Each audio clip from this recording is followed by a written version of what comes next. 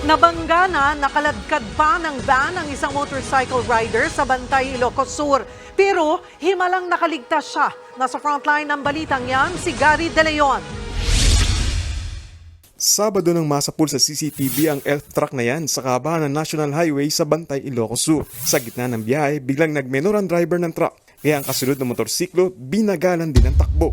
Ang kaso, humarurot ang kasunod nilang van at ang rider nasa pool.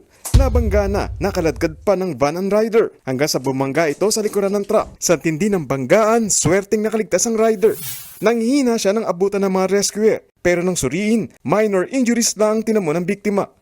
Hindi naman po naipit yung nakamotorsiklo po at saka minor injury lang naman po and conscious naman po yung victim. Sa investigasyon ng mga pulis, hindi naman daw accident prone ang pinangyarihan ng banggaan. Kaya naman malinaw na human error ang sanhi ng disgrasya. Hindi na nagpa-interview ang driver ng van, pero hinala ng mga otoridad, nakatulog ang driver. Yung katawan po natin ay medyo inatok po tayo o kaya na nagkaroon po tayo ng pagpupuyat. Ina-advise po natin na matulog muna o umidlip muna para maiwasan po natin yung ganitong mga sitwasyon. Nagkaareglo na ang mga sangkot, nangako na rin ang driver ng van na tutulungan sa gasto sa pagpapagamot ang rider. Nagbabalita mula sa frontline, Gary De Leon, News 5. Mga kapatid, Cheryl Cosim po.